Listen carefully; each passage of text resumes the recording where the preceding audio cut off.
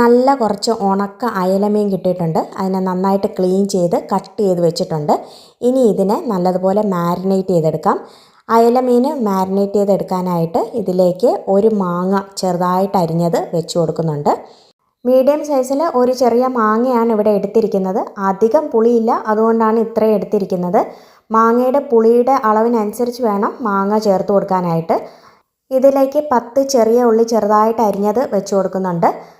5 അല്ലി വെളുത്തുള്ളി ചെറുതായിട്ട് അരിഞ്ഞത് വെച്ച് കൊടുക്കുന്നുണ്ട്. മീഡിയം സൈസിൽ കുറച്ച് ഇഞ്ചി എടുത്തതിന് ശേഷം അതിനെ ചെറുതായിട്ട് അരിഞ്ഞതും കൂടി വെച്ച് കൊടുക്കുന്നുണ്ട്. എരിവിനായിട്ട് 3 പച്ചമുളക് നടുകെ കീറി ഇട്ട് കൊടുക്കുന്നുണ്ട്.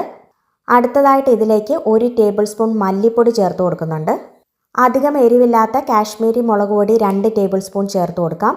അതിനോടൊപ്പം തന്നെ 1/2 ടേബിൾ സ്പൂൺ മഞ്ഞൾപ്പൊടിയും കൂടി ചേർത്ത് കൊടുക്കുന്നുണ്ട്. 2 തണ്ട് കറിവേപ്പില കൂടി ചേർത്ത് കൊടുക്കുന്നുണ്ട്. അടുത്തതായിട്ട് ഇതിലേക്ക് കുറച്ച് തേങ്ങ ചേർത്ത് കൊടുക്കണം. തേങ്ങ നല്ലതുപോലെ വെള്ളമൊഴിച്ച് അരച്ച് വെച്ചിരിക്കുന്നതാണ്.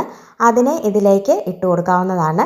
ഇതെല്ലാം കൂടിയിട്ട് നല്ലതുപോലെ കലക്കി ആവശ്യത്തിന് വെള്ളം കൂടി ഒഴിച്ചതിന് ശേഷം മീൻ വേവിക്കാനായിട്ട് വെച്ച് കൊടുക്കാവുന്നതാണ്.